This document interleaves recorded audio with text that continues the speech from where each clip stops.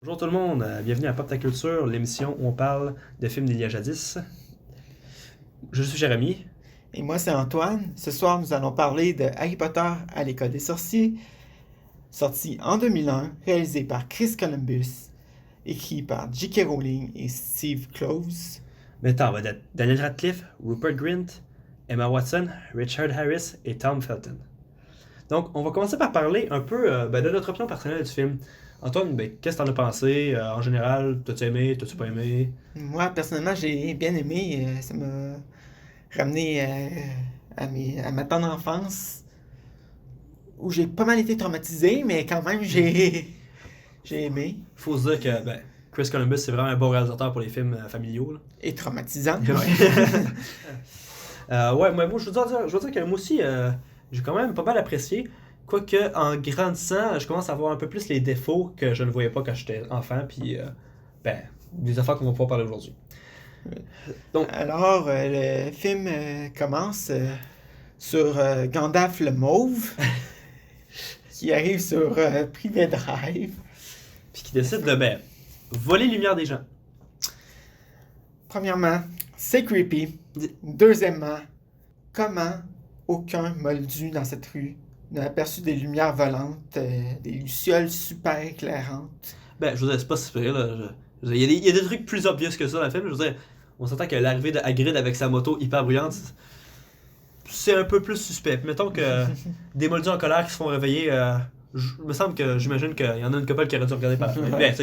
C'est du nitpick, là. C'est des petits détails. Parlant de Hagrid qui arrive en moto, comment Harry a pu s'en sortir sans aucune séquelle? La moto est arrivée. Qui bondit dans les airs, puis qui quatre rebonds. Il voit que le crâne fragile d'un bébé, normalement.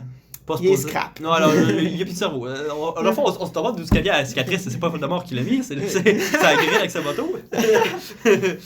Ensuite, on fait un bond de 11 ans. Ouais, c'est. 10-11 ans, où on retrouve Harry coincé sur un escalier. Qu'est-ce qu'a fait Dumbledore pendant ces 11 ans? Pas checké pantoute où comment Harry était traité, puis... Je pense qu'il y en a rien à foutre, Dumbledore. Là. Il y avait assez de problèmes avec son école. Tu sais, de l'administration, là, ça prend beaucoup de temps, des papiers. Tu sais, il a peut-être oublié Harry, là, je veux dire, vu son âge. Ouais. On voit aussi dans cette scène-là son cousin Dudley dévaler l'escalier. Sur l'escalier, il y a vraiment beaucoup de poussière. Comment Harry n'est pas asthmatique? Je veux dire, c'est un magicien. Il garde toujours ses Il sait trucs pour pas qu'il est lui-même. magicien. C'est ça, il garde toujours ses trucs pour lui. Hein? On ne sait jamais comment il s'en est sorti sans être asthmatique. Sinon, un petit problème que j'ai avec la famille Dudley. Comment ça se fait que les organisations pour enfants n'aient pas repris Harry de la façon qu'il se fait maltraiter?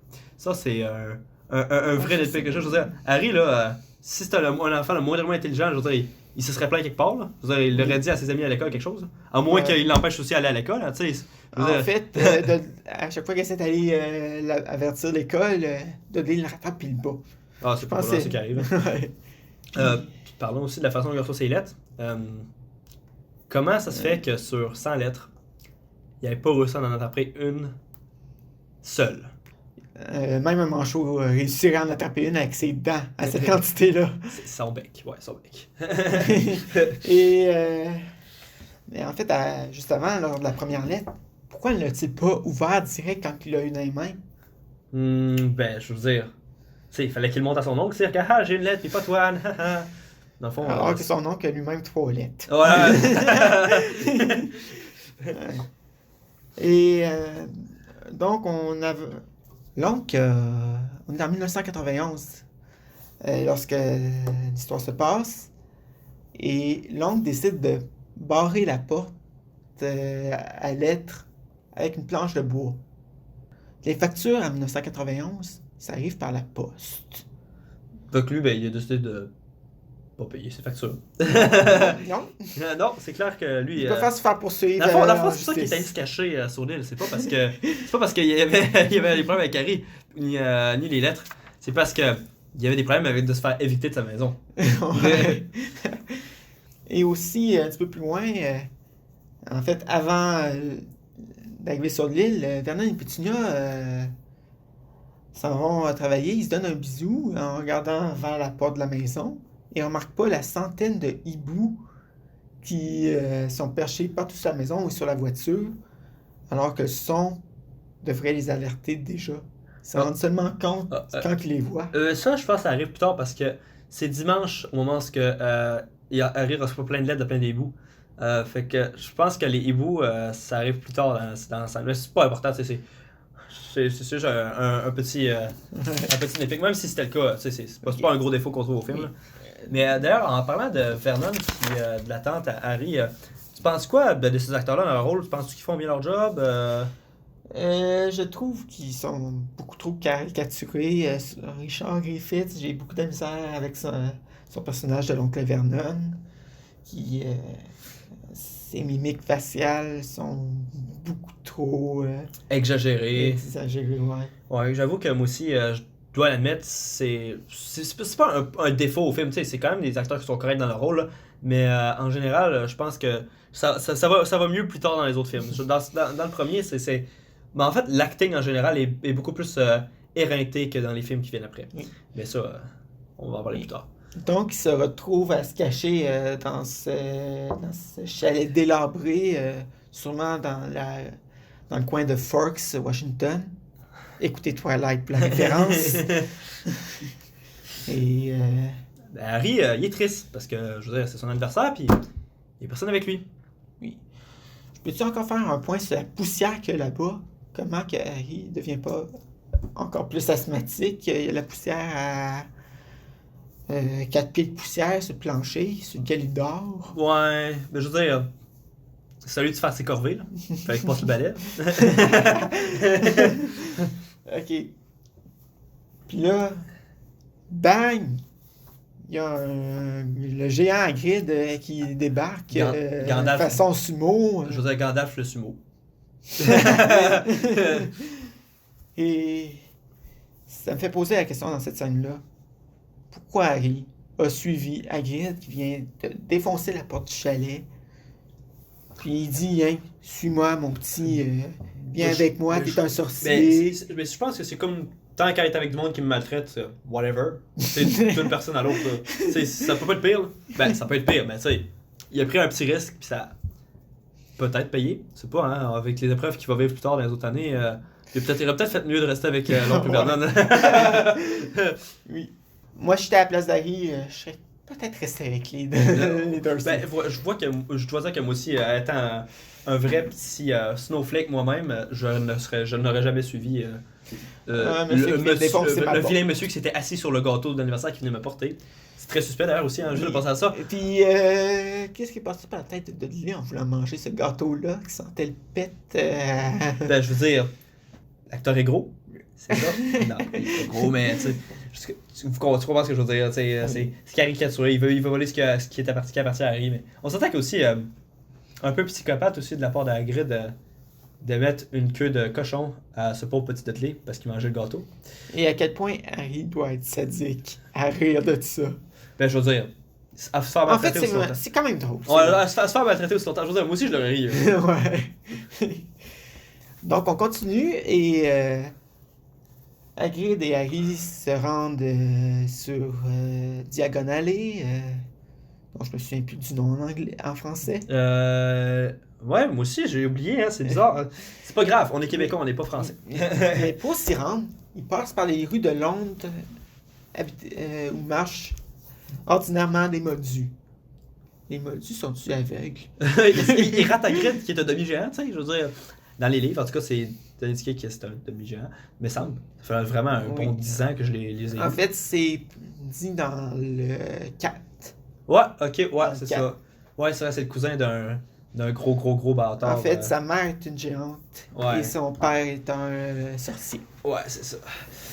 Et c'est à ce moment-là que Harry apprend qu'en fait, depuis le début, il est riche. Ouais, c'est quand même... je veux dire, ses parents lui ont laissé une belle petite fortune, hein, je veux dire, à croire que... Je veux dire, ils savaient qu'elle allait mourir, fait qu'ils ont économisé, à moins que, je veux dire, il y a peut-être des sorciers si elle a besoin aussi, tu sais, je m'y connais pas. Alors que selon la chronologie des événements, ça fait à peine 10 ans qui ont quitté Poudlard. Donc, c'est comme, ce serait l'équivalent de personnes de 30 ans dans notre monde. Donc, Ouais. être riche à 30 ans, don't know. I mean, c'est suspect. Je veux dire, peut-être qu'en fait, ils sont dans la mafia sorcière, je sais pas. Ah non, ça c'est les manches morts. Never mind. Ben, On était rendu juste à Gringotts. Harry vient de sortir. Il s'en va magasiner sa baguette. Pas d'allusion phallique. ne pas remplacer le mot baguette par vous savez qui. Vous savez quoi. Pardon. Ok.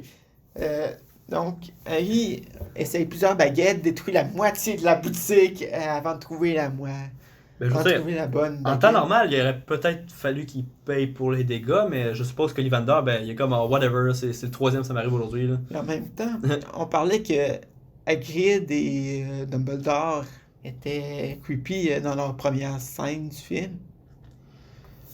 Ollivander pète des records côté creepy. J'avoue que c'est pas le personnage le plus inspirant. Mais je veux dire, rendu là, Harry, là, je veux dire, il a vu Hagrid, il l'a suivi, il va voir Ollivander, là, je veux dire, il va l'écouter Lucie, là, je veux dire, rendu là, il a découvert un nouveau monde au complet, là. Fait que, tu sais, il en a plus rien à foutre, là. Une fois sa baguette achetée, ils s'en vont à King's Cross et Hagrid, en gros bâtard, abandonne Harry C'est vrai, hein, dans le sans fond, grosse instruction pour trouver la voie 9 et 3/4. c'est vrai que dans le fond, Harry, il est laissé à son fond. Mais enfin, c'est parce que Hagrid, là, tu sais, il l'attendait à Poudlard. Il fallait qu'il aille accueillir les petits nouveaux. Fait que, tu sais, ben, il a yeet avec sa moto, d'après moi, c'est ça qui est arrivé. Puis, ben, il l'a attendu à Poudlard. Mais, tu sais, reste que c'était pas mal Ouais. un dick move. Je ne peux m'empêcher d'imaginer Hagrid passe à côté du truc. En fond, c'est la chambre des secrets all over again, mais avec Hagrid. Pas de spoiler. Oh oui, pardonnez-moi. Spoiler alert, c'est vrai. Oui. Pour ceux qui n'ont pas vu le film, on va. Puis pendant ce temps, dans le train, Harry show off sa money, achète toutes les confiseries avant que tout le monde puisse en acheter. Pour lui et Ron seulement. C'est vrai, dans le fond, il n'a pas pensé aux autres passagers, Harry puis moi, si j'étais Malfoy ou Neville, Dean, j'aurais peut-être un peu pété la gueule. Non, je veux dire, si je veux des friandises, moi aussi, tu sais, je veux pas qu'un petit riche paye tout puis qu'il m'en donne pas. Puis on en parle-tu aussi à quel point Hermione a fait juste genre tous les wagons pour pouvoir se flex ses skills de magie envers tout le monde. Tu sais, elle décide de réparer les lunettes d'Harry parce que... C'est ça, quand on a du talent. Ouais, parce que, tu sais, pour Faut montrer, le tu sais, show-off. faut le show-off, effectivement. Ouais. D'ailleurs, première fois qu'on voit Hermione, c'est pas la façon la plus flatteuse d'introduire le personnage. Moi, Mais j'ai c'est vrai- détesté. J'ai détesté. on va s'entendre dire. Je pensais Emma qu'elle était Watson- plus, Emma était Watson. plus connard que Draco Malfoy. Ouais, ça, Emma Watson va rattraper le personnage plus tard. Et donc, il arrive à Poudlard. Un petit aparté pour féliciter la job de John Williams sur la musique. Il est extraordinaire comme chacun de ses films. Ouais, je veux dire, c'est ça, on peut pas ne pas féliciter John Williams pour les travaux qu'il fait, mais en général, le thème d'Harry Potter, c'est un des plus reconnus. Ben, tu sais, je veux dire, ça aurait été un autre compositeur qui aurait fait la musique, probablement qu'elle aurait été iconique aussi, juste parce que c'est Harry Potter, mais John Williams a quand même fait quelque chose de... Il y a quand même une grosse corrélation Ouais, entre, ouais. entre bons films et films dont la musique est composée par John Williams. Star Ouais. Wars, Indiana Jones, Jurassic C'est vrai, Park, Harry Potter, C'est vrai. j'en passe. Effectivement, je dois admettre que c'est vrai. Ok. Et je tiens aussi à... Excusez-moi, cette scène me fait rire. Où Harry yeet Drago Malfoy lorsqu'il essaie de faire une poignée de main. Belle main dans les cheveux. Je dois avouer que je ne me souviens pas de cette scène. Ok, on va passer. On va passer. Ok. Harry se retrouve dans la maison Gryffondor. Ok, là, on va se le dire que c'est vraiment différent la façon que le choix-pas fonctionne dans les films et dans le livre. Puis honnêtement, je préfère la façon que c'est fait cinématographiquement dans le film parce que ça aurait été difficile d'incorporer le choix-pas de la façon qui est faite dans les livres, dans le film, parce que dans les livres, il parle seulement dans la tête des personnages, puis pas à voix haute. Mais cinématographiquement parlant, ça aurait été vraiment bizarre. Fait que je salue le choix que Chris Columbus a eu de faire en sorte que Chopin parle. Je dois trouver que c'est quand même awkward. Chapeau qui dit à toute la salle: « Oh, tu veux pas être à Serpentard? Alors je vais te mettre à Gryffondor. » Ouais, ok, d'accord. C'est certes. J'avoue que... Donc Harry se retrouve à Gryffondor et Dumbledore dit tous les endroits qui sont interdits dans l'école de Poudlard et à ses alentours. Et Harry, en tant que bon protagoniste de film d'horreur, quelle place est interdite? Où est-ce qu'il va? Ben oui, évidemment! Ouais. Je voulais aussi mentionner à quel point ça doit être stressant d'être le seul où la salle est complètement silencieuse lorsque le Choixpeau choisit ta maison. Ben je veux dire, c'est déjà instauré que Harry Potter, Harry c'est une célébrité, mais quand même, je veux dire, moi je me pisserais dessus. Oui. Premier cours. Harry et Ron arrivent en retard. Comme la bande de losers qui sont. Ce qui me fait penser, les profs n'ont pas pensé à donner une carte de l'école vu la grandeur. Ben je veux dire, c'est un château, là. Je veux dire... C'est un château. Si ton cours est dans la tour, je veux dire, trouve la tour puis vas-y, là. Pas compliqué. Mais quand même, les pouvoirs qui sont à la tour, les escaliers qui changent de place. Ben non, je suis sûr que c'est super facile de se retrouver. Aussi, un petit clin d'œil au premier cours donné par Rogue. C'est vrai. Il claque la porte. Je suis sûr qu'il y a 14 crises cardiaques dans la salle immédiate. C'est vrai. D'ailleurs, c'est quoi le nom de l'acteur? Alan Rickman. Alan Rickman, ouais, c'est ça. Qui repose en paix. On l'a bien aimé en Professeur Rogue. Moi, c'est Hans Cooper que j'ai préféré comme personnage. Ah ouais, Die Hard? Die Hard? Oui, Die Hard, j'ai adoré. Ben, je veux dire, oui, c'est ça classique, mais tu sais... ah ouais, meilleur qu'Harry Potter? Oui. Mais j'ai... la première fois que j'ai vu que c'était lui qui faisait Hans Cooper, j'ai... surprise totale. Ben moi, j'ai réalisé que c'était lui qui faisait Hans Gruber quand j'ai écouté Die Hard pour la 5e fois. Parce que en grandissant, Harry Potter puis Die Hard, j'ai écouté les deux, mais j'ai jamais réalisé qu'il y avait un des acteurs qui était le même. Puis c'est justement très récemment, quand j'ai réécouté Die Hard, que j'ai découvert que ben en fait c'était le même acteur. Puis j'étais agréablement surpris parce que cet acteur-là, je l'aime bien, ou l'aimais bien, parce que... C'est une grosse perte dans l'industrie cinématographique. On le manque encore. Bon, passons à autre chose. Ok. En tant que tel, la cohérence de l'univers, qu'est-ce que tu penses de l'école? En fait, de façon que c'est fait, les escaliers qui bougent, la façon de sécurité.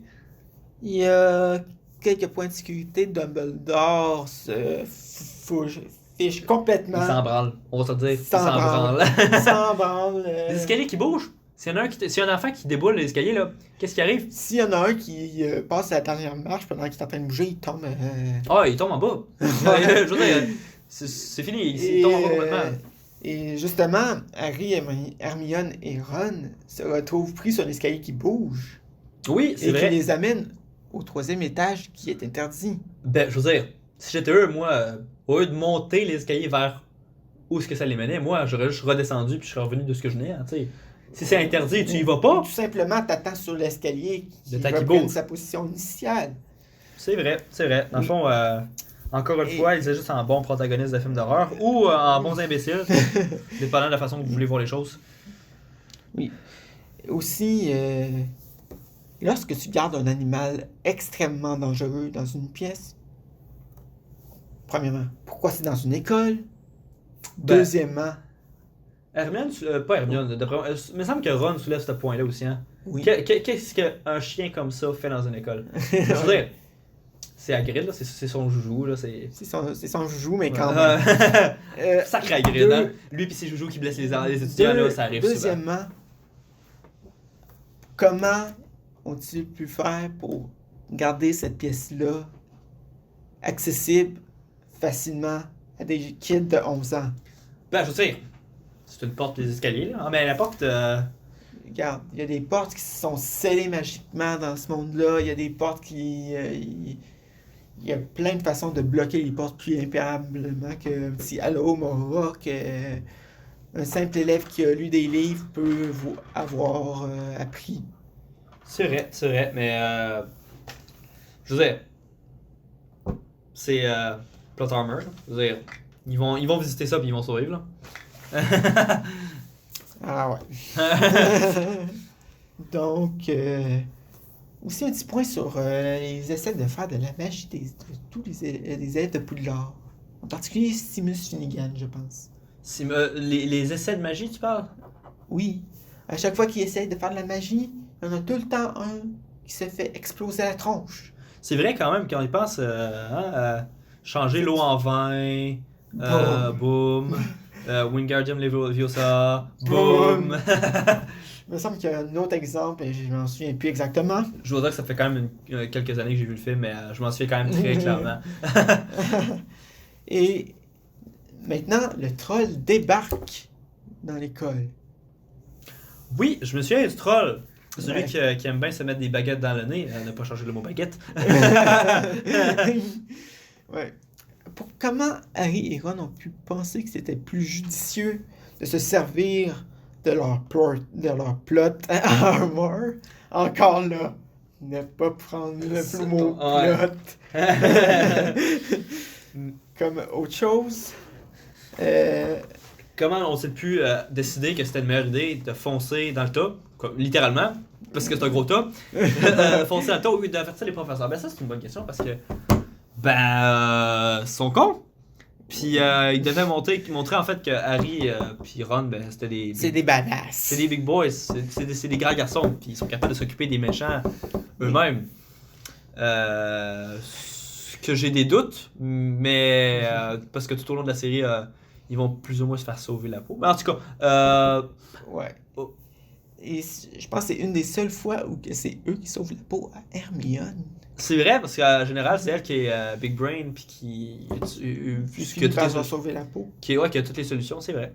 Mais Et- tu sais, il faut Et aussi, il y a une autre question que je me pose. Pourquoi ils sont les seuls dans toute l'école à penser que Hermione est encore dans les toilettes? Ben, je veux dire, normalement, ça aurait été la job des profs de prendre les présences. Tu sais, je veux dire, quand les élèves sont plus responsables que les professeurs, en général, c'est pas un bon signe. Puis les préfets non plus, hein, les préfets, ils ont pas beaucoup aidé. Hein. Percy Weasley, là, je sais pas qu'est-ce qu'il foutait, là, mais c'est... Surtout que lui, il prend son rôle de préfet super à cœur. Voilà, Let's c'est go, ça, Gryffondor, let's go, let's go. suivez-moi, suivez-moi. Faut s'enfuir, let's go, mais... Il y a une des miennes qui... Ouais, ça va, finalement, il arrive au dortoir, il manque quelqu'un. Ah, c'est pas grave, on va revenir. Lendemain, une élève a été brutalement assassinée à Poudlard. par Remarque, un ce serait- troll. Remarque, ce serait pas la première fois, je veux dire. Et comment qu'il y a personne qui s'est rendu compte qu'il y a un troll qui est rentré dans l'école? À part celui qui l'a fait rentrer.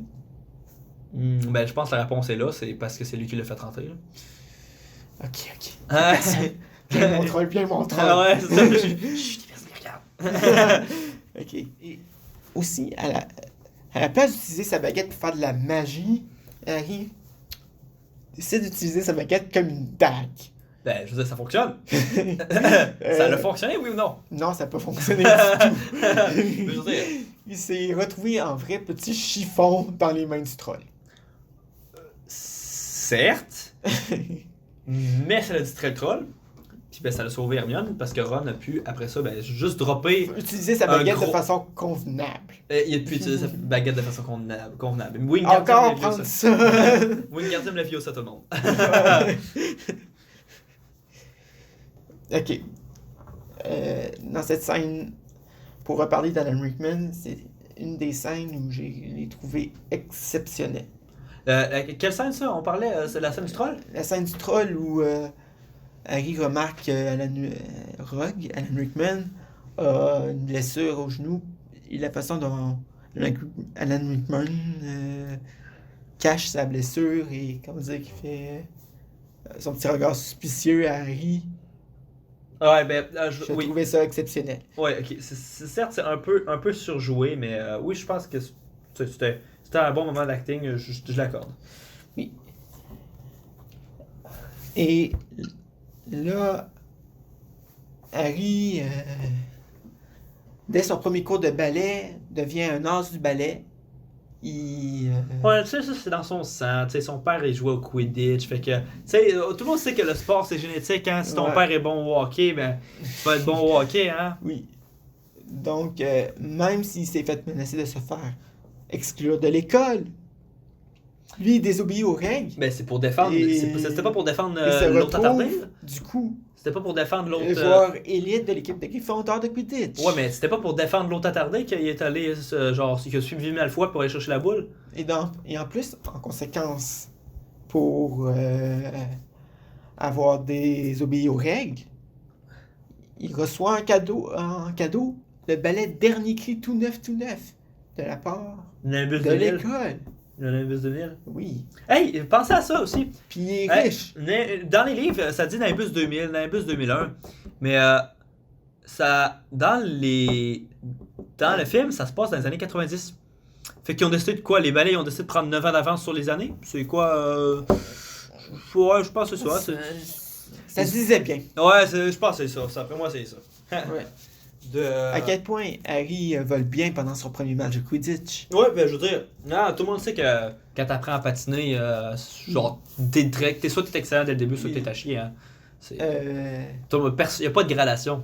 Surtout quand son balai vire en vraie machine de rodéo Encore une fois, elle ne pas prendre ça de sous un autre mot. et qui finit par, non pas attraper le vif d'or, mais à l'avaler. C'est ça. Oui. Sinon, parlons un peu du cast principal. Daniel Radcliffe, Rupert Grint, puis Emma Watson. Dans ce film-là, lequel des trois tu penses qui joue le mieux, Antoine?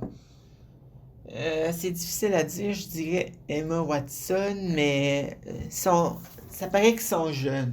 Ça paraît qu'ils sont jeunes, mais je trouve que Emma Watson elle n'a pas assez de temps pour briller dans ce film-là. Je pense que Oui. dans ce film-là, Daniel Radcliffe et Rupert Grint ont beaucoup plus de temps pour briller. Ce qui fait que, en général, ils brillent plus, justement. Oui. Mais Emma Watson est effectivement pas si mauvaise que ça dans son rôle. Mais je rappelle que dans ce film, Hermione, Emma Watson, devient amie de Ron et Harry seulement qu'à la moitié du film. Ben oui, mais en même temps, tu sais, je veux dire, fallait introduire le monde, fallait introduire le monde de la magie. Tu sais, on comprend pourquoi Hermione est moins présente un peu, mais tu sais, c'est quand même une belle gradation par exemple, je trouve, parce que Ok. tu sais, au début, tu te fais introduire Harry. À peu près au tiers du film, c'est Ron. À la moitié, c'est Hermione. Puis là, après ça, vers la fin, tu vois Voldemort pour la première fois, spoiler. Donc, c'est à peu près dans ces eaux-là qu'on apprend que ce que le chien à trois têtes Garde. garde, À cause d'une mauvaise erreur d'Hagrid. C'est ça, hein, c'est... toujours à Toujours Hagrid. Il aurait pas dû dire ça. Il s'agit de la pierre philosophale qui le garde. Ouais, Et ce serait Rogue qui veut la voler. ouais, Rogue qui veut la voler, haha. Je veux dire, si vous avez vu le reste de la série, vous savez que c'est ça. Mais qu'est-ce que je pense en fait, je trouve que c'est un des points forts de ce film-là. En fait, c'est que c'est tout le mystère entourant la pierre philosophale, un peu la course contre la montre pour essayer d'aller la chercher puis de la protéger de Rogue, Oui. entre guillemets. Mais ouais, c'est un des points forts du film. Puis je suis content qu'il ait exécuté de cette façon-là. Juste, seul défaut un peu, c'est que dans les livres, il y avait plus de protection pour la pierre philosophale Oui. qu'il y a dans le film, mais je comprends pourquoi ils l'ont pas mis celle-là, parce que ça aurait été difficile à mettre dans un film. Oui. Je tiens aussi à revenir un petit peu en arrière, dans la scène à Gringotts. Pourquoi Hagrid s'en va chercher un package top secret que personne ne faut qu'il sache qu'il s'en va à Poudlard? Dans la face de Harry. Devant Harry, ben, je veux dire, c'est parce que c'est une belle façon de le montrer à l'écran. Parce qu'on le voit à Oui. travers. On le voit en même temps qu'Harry. Mais c'est la même chose dans les livres. Ouais, c'est ça. Ben, c'est vrai que vu de même. Hein, mais ça ajoute un peu Comment du mystère. savoir, s'assurer que toute l'école le sache? Ben, ça ajoute du mystère. Je veux dire, Harry, peut-être qu'il pensait que ça avait pas cette importance que ça. Mais bref, finalement, c'est ce qui a sauvé. Poudlard, ouais. Ouais. Donc, Harry, Hermione et Ron s'en vont voir Hagrid en pleine nuit pour je me souviens plus quelle raison. Et remarque que Hagrid, Oui, je me souviens, ils sont finis. Ils s'en vont se promener dans la forêt. Je me trompe pas, c'est ça? non pas à ce moment-là. C'est pas tout de suite, c'est vrai, excuse-moi. Ouais, ils s'en vont En voir. fait, c'est la cause qu'on est en train de voir là. Ouais, t'as raison, ouais. Ok? Et tout d'un coup, Drago Malfoy s'aperçoit qu'ils sont dehors après l'heure de coucher. Ouais, ben, on s'entend que pour s'apercevoir qu'ils sont dehors après l'heure du coucher, ben, c'est parce que lui aussi il est dehors après l'heure du coucher, parce que c'est pas les mêmes dortoirs pour Serpentard puis Gryffondor, mais. Il faut qu'ils. En fait, ils avaient entendu parler avant, pendant la journée, de leur projet de sortir dehors, aller voir Hagrid. Parce que je pense qu'ils avaient des questions par rapport à la pierre philosophale. T'as raison, c'est vrai, ouais. Donc, qu'est-ce que Drago fait? À la place de se cacher et puis ne pas avoir de retenue. Ben, il va avertir le professeur, puis il les met tout dans la merde. Lui y compris. Ouais, ben, je veux dire, ok, c'est fine, moi aussi j'aurais fait ça, j'étais un petit stooler, moi, quand j'étais au primaire, fait que je peux parfaitement comprendre ça. Mais reste que la scène qui vient après, c'est une très bonne scène. La scène où ce que Harry a son premier face-à-face, entre guillemets, avec Voldemort. Je veux rien me dire à quel point le système de retenue fait pas de sens à Poudlard. Ouais, en fond, ils se mettent en danger, les élèves, fait qu'on va les mettre en danger. Oui, ils se mettent en danger, puis on les envoie où? Dans une zone qu'on a clairement dit au début du film. C'est interdit. Ouais, mais là, ils sont avec un adulte, c'est pas pareil. Ils sont avec Hagrid. Ils sont avec un adulte. Qu'est-ce que Hagrid fait en premier? Il les laisse! Non, il les sépare en deux groupes. Hagrid lui-même part avec Hermione et Ron. Il laisse Harry et Drago et le chien trouillard tout ça de leur côté. Alors que Harry mériterait une plus grande protection vu, comment dire, les ennemis qu'il a déjà, vu sa popularité. Ouais, mais à cette époque-là, on pensait que déjà, je veux dire, ils pensent que vous savez qui existe plus vraiment. Là. Fait que, la première, Hagrid, il se souciait pas vraiment qu'Harry avait encore des ennemis. Là. Ok. Mais, ouais. Bref, ils sont dans la forêt et premier meeting avec Voldy. Draco et le chien empereux de premier ordre s'enfuient Il le sent, Harry. et Harry, sous le charme d'un Petrificus Totalus, Il essaie de figer. ouais, Ouais, ben justement, ça c'était une des scènes qui m'a vraiment traumatisé quand je suis enfant parce que, tu sais, voir une licorne se faire manger, puis du sang gris. En tout cas, bref, je ne sais pas qu'est-ce qui rend cette scène-là si perturbante, mais quand j'étais enfant, ça m'a perturbé. C'est peut-être juste de voir une forme humanoïde en train de manger une forme chevalesque. côté, c'est surtout aussi la sombreté de la scène, la musique aussi. Ouais, effectivement, c'est vrai, ouais. C'est ça que ça aide pas. D'ailleurs, Harry se fait sauver le cul, encore une fois.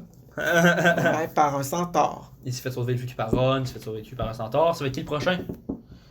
Ah? Sans Hermione. Ouais, donc. Fini qui finit bien. Harry, Hagrid et toute la trolley sortent indemnes de la forêt. Et 2 jours plus tard, plus que 2 jours plus tard, voyons. Après les examens, Harry déclique soudainement. Qu'est-ce qui déclic? C'est. Ben, je veux dire, il va voir la pierre philosophale. Faut qu'il aille voir parce qu'il pense que Rogue va aller la chercher. Non, il comprend que Hagrid, dans le fond, maladroit comme toujours, Il s'est fait duper. il s'est fait duper en se faisant vendre un dragon. Ah oui, c'est vrai, oui. Contre comment passer le chien à 3 têtes du début du film. C'est vrai que dit de même, c'est vraiment. En fait, Hagrid a été un très gros con tout le long du film. Ouais. Mais ouais, ça fait qu'à ce moment-là, ben, j'imagine que Harry décide de prendre les choses en main. Cette fois-ci, il faut lui donner le mérite. Il a essayé de le dire au professeur. Qui ne l'ont pas cru. McGonagall aussi a peut-être été un peu conne là-dessus. Oui. Elle a rien fait. Pourquoi tu sais ça? Ouais, ça. How Attends. do you know that? Mais ouais, effectivement, c'est pas une façon. Je veux dire. En fait, les professeurs, c'est toute une bande de cons à Poudlard. C'est juste ça que j'essaie de dire. Je bégaye beaucoup pour le dire, mais les professeurs, c'est une bande de cons. Genre, ils laissent les enfants se mettre en danger en jouant au Quidditch. Genre, ils s'entretuent. D'ailleurs, c'est pas très sportif. Puis, ils laissent les enfants se promener dans une école qui a des chiens à 3 têtes qui peuvent les bouffer. Ouais. Ou des escaliers qui bougent. C'est vraiment pas une école très sécuritaire. Puis ben moi, si j'étais le ministère de l'Éducation de la magie ou something like that, je pense que j'aurais fermé l'école depuis longtemps. Ils décident en soirée de passer à lac et d'aller sauver la pierre philosophale eux-mêmes.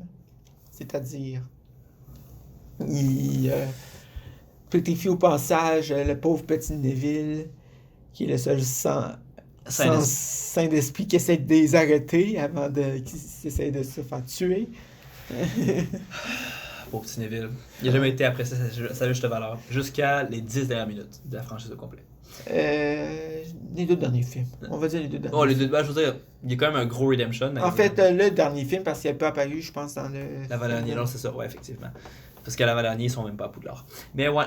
Il passe le chien à 3 têtes, déjà endormi par le mystérieux voleur de pierre philosophale. Il tombe dans sur des filets du diable. Ah oui, je me souviens de cette là. Ron. Oui. Cette petite salope. À place d'écouter Hermione qui sauve toute la gang sur ce coup, C'est vrai. il décide de faire ce que sa tête. Et une fois qu'Hermione l'a sauvé d'une autre façon, il dit une chance qu'on n'a pas paniqué. Ouais, ok, ça c'était un des bouts d'humour un peu mal placé dans le film, à mon avis. Mais c'est sûr que quand on est enfant, on la rit un peu. Mais c'est à ce moment-là dans le film que je trouve que ça commence à dégringoler un petit peu en qualité. Ça devient pas mauvais. Mais plus que ça avance dans les épreuves, moins que je trouve que c'est bien fait. Je veux dire, les épreuves, on s'attendait tout à ce que l'épreuve d'après, ce soit Harry qui la réussisse. Il reste que la partie d'échec était épique. Ouais, la partie de choc était effectivement très épique, c'est vrai. Mais l'épreuve la plus... On arrive à l'épreuve la plus bizarre.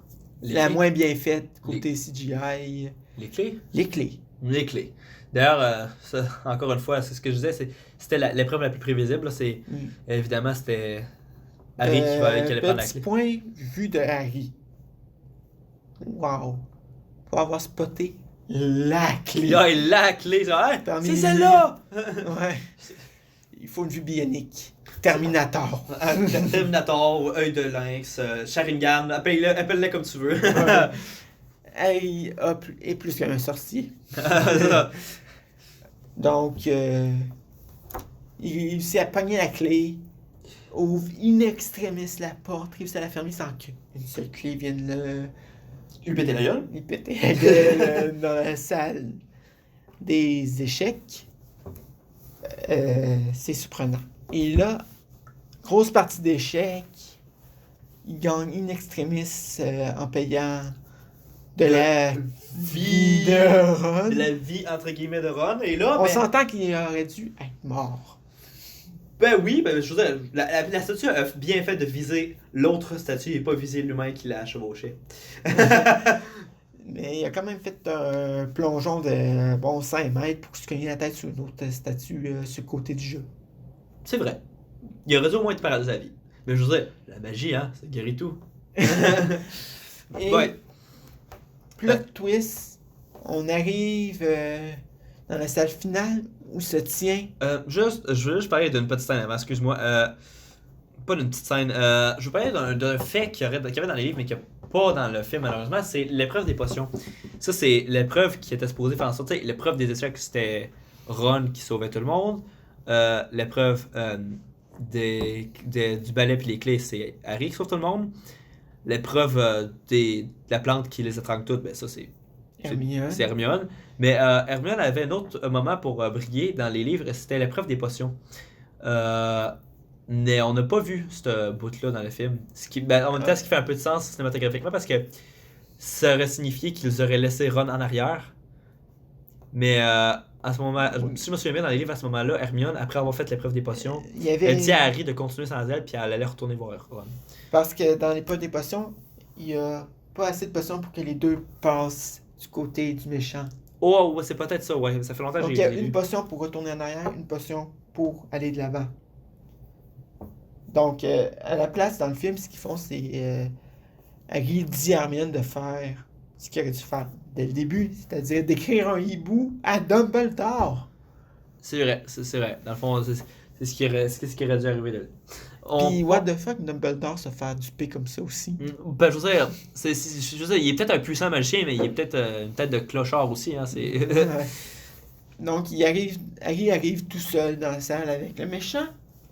Et, surprise, surprise, c'est Professeur Quirrell qui est l'host de Voldemort. L'autre, ouais. L'hôte de Mais on peut Voldemort. pas vraiment appeler ça un autre. On dirait que Voldemort le parasite. Le parasite, ceux qui ont vu le film cette année, hein. Mais, on dirait que Voldemort parasite le professeur Quirrell. Mais, ça, c'est probablement la scène que j'ai le moins aimé du film. Moi, c'est la scène qui m'a traumatisé. Ah ouais, c'est pas la scène de la licorne comme moi. Toi, c'est la scène qui t'a traumatisé. Moi, c'est la scène qui m'a traumatisé. Le bout, il enlève son turban. Mais là, on s'entend pour dire que cette scène-là, là, c'est la définition exacte du plot armor. Parce que Professeur Quirrell et Voldemort ne peuvent pas toucher à Harry. Il a une protection. Oui. La plot armor. Oui. La plot armor, c'est carrément ça. Puis aussi le fait que tu dois regarder le miroir pour qu'ils te disent que c'est dans ta poche ou... Et que, comme par magie, il est dans ta poche. Bah, ok, ben, comme par magie, on l'a dit, c'est l'univers d'Harry Potter quand même. Là. Ouais. Ouais, ben en général, je pense que c'est la scène que j'ai le moins aimé du film. Oui. D'ailleurs, en parlant de ça, maintenant qu'on a pas mal fait le tour du film, ça finit bien, ils rentrent tous chez eux, puis ils se promettent d'écrire des lettres, peu importe.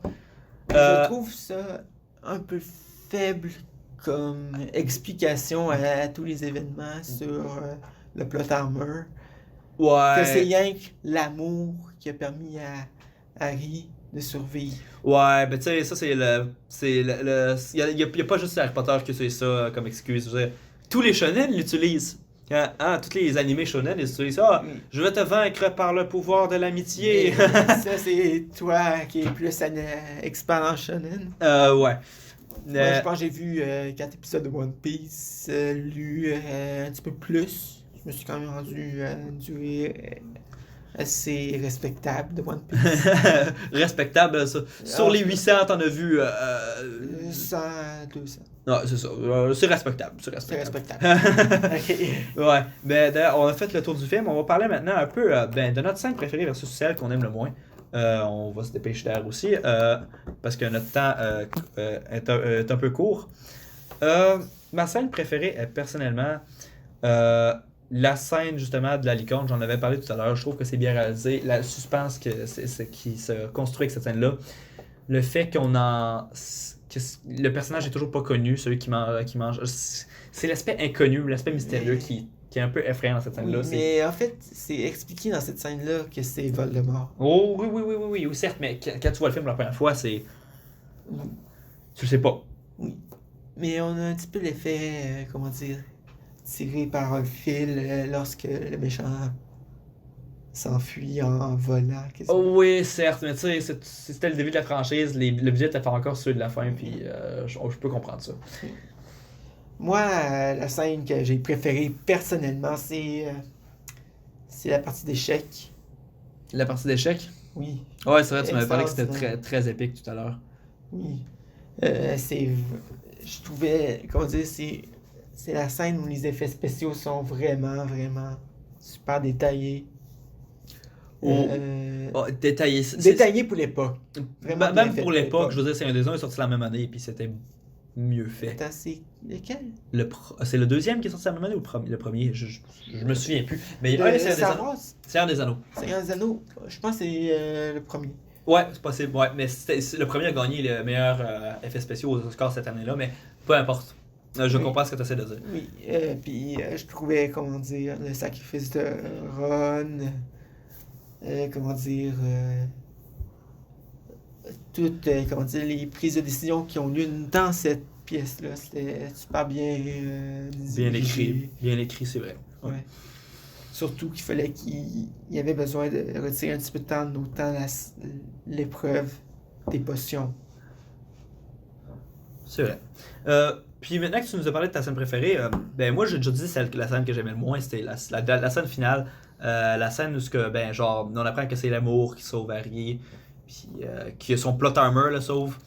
Toi, c'est quoi personnellement ta scène, ta scène que t'aimes le moins? Puis pourquoi? Moi, c'est... Moi je l'ai déjà dit, c'est à cause de la simplicité. Là. On n'en a pas parlé précédemment, mais c'est la scène où il découvre le miroir de Rizet. Oui, c'est vrai, le miroir qui lui montre ses parents, lui montre ce qu'il souhaite, ce qu'il souhaite le plus. Oui, en passant, ok, il le montre à Ron, et Ron, il veut pas plus que... Qu'être célèbre, en fait. qu'à être célèbre dans l'école. Ouais, c'est même pas être célèbre tout court, c'est être célèbre dans l'école. C'est vrai que, dit de même, c'est très. C'est pas des beaux rêves, Ron. Vise plus haut. Ouais. Ok, mais je trouvais cette scène-là ennuyante. À chaque fois que j'écoute ce film-là, j'ai envie de skipper par-dessus la scène. Je trouve que ça apporte pas grand-chose au film. Ok, surtout quand Dumbledore arrive puis lui explique c'est quoi le miroir puis qu'il va le changer de place. Je veux dire, les deux scènes ont leur importance dans le livre parce que ça explique un peu qu'est-ce que Oui, Harry. c'est une préparation. Ben c'est surtout que ça ça nous permet de comprendre que Harry, genre, tu sais, il se sent seul puis il a besoin de parents qui l'aiment, tu sais, puis qu'il a pas eu ça toute sa vie. Tu sais, je peux comprendre, mais le montrer une fois c'est correct. Mais je pense qu'on le voit à plusieurs reprises dans le film, puis c'est ça qui me turn off un petit peu, c'est le fait qu'on le voit plusieurs fois. Mais ouais, au final, c'est pas la scène que je déteste le plus. Puis au final, mon verdict personnel pour le film, ben je veux dire, j'ai bien aimé. C'est un petit 7 sur 10. Là, c'est plaisant à regarder. La nostalgie c'est toujours plaisant. Ouais. Puis j'ai grandi avec les films Harry Potter, puis ça va pas changer que je vais toujours les apprécier. Moi, j'irais plus avec un 7.5. 7.5, ouais, c'est respectable. Oui, c'est Aussi. respectable. C'est un film, comment dire, qui marque notre enfance. Peut quand même, comme je l'ai dit au début, traumatiser. Mais reste que un bon film pour un enfant de 11-12 ans, c'est parfait. Les personnages sont attachants. Et je vous conseille, lisez les livres. Non, C'est encore mieux. Ouais, lisez les livres. Ben, si vous êtes surtout cinéphile, c'est pas un mauvais film. Vous allez avoir un bon moment. Je pense que il mérite quand même son statut de classique. Je veux dire, c'est quand même c'est ce qui a commencé la grosse fandom d'Harry Potter, puis je peux respecter ça. Ouais. Jérémy, quel est notre. Pour terminer, quel est notre prochain film qu'on va faire la semaine prochaine? La semaine prochaine, si l'épisode sort la semaine prochaine, car avec le montage et tout, on n'est pas encore sûr, ça va sortir quand. Mais s'il sort une semaine après cet épisode-ci, ça sera Dumbo 1940. Oh. Une vraie pièce de nostalgie cette fois-ci. Oui. On vous revoit donc la semaine prochaine, puis À plus. à plus, ça fait un plaisir.